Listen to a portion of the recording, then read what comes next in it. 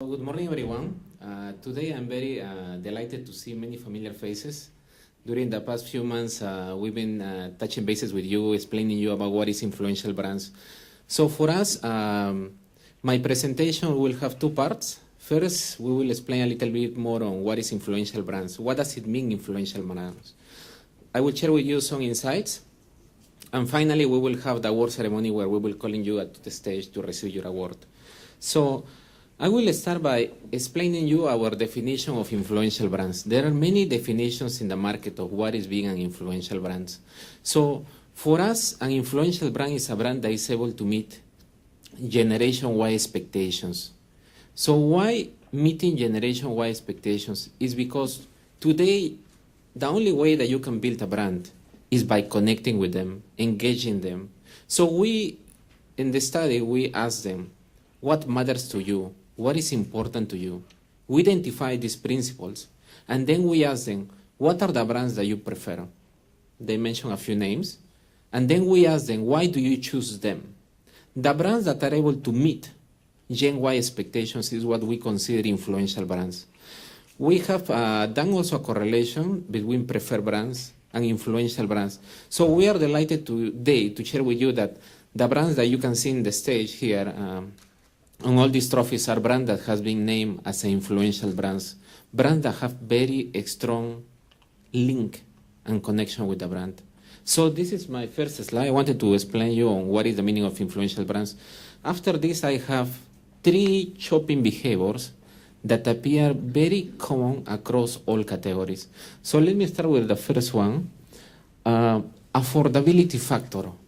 Across all the categories, having a product, having a brand that is affordable. Now, affordable doesn't mean to be cheap or the lower cost. Affordable means perceived value, and perceived value by generation Y. Christina was talking today about having the information at your fingertips. It's true, generation Y, they search for information, they compare prices online, and they even ask their friends for comments and recommendations. So making a good decision show how smart they are. Generation Y today, they want to have certain level of individualism. They want to have their own ground. There was a trend just a few years ago about customization. It is happening today.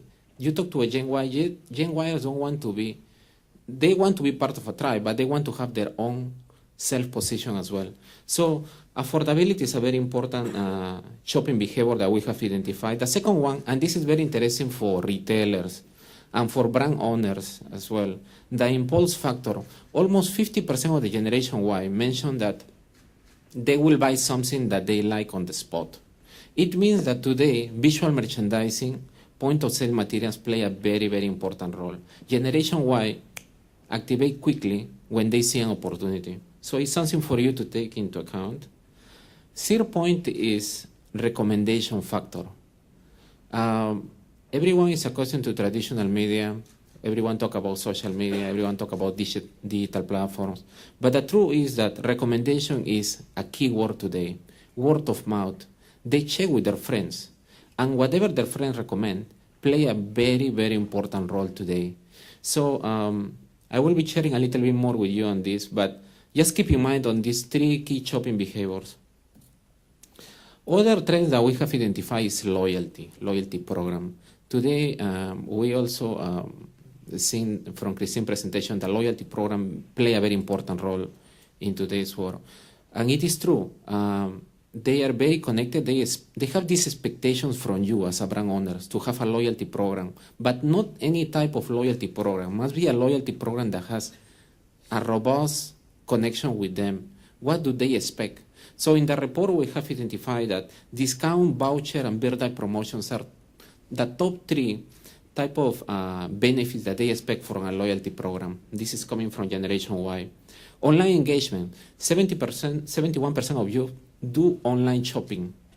4 out of 5 items purchased online are fashion related. Not surprising today, there is this rumor that people go and try their products in the store and then they go online to make purchases. This is happening today, and we have some numbers to share with you. Facebook, Instagram, and Twitter are top media platforms. Instagram based on the study, has overtaken Twitter in terms of communication. Sharing photos is pretty much a daily activity for them. Now we talk about influential brands and we talk about influencers.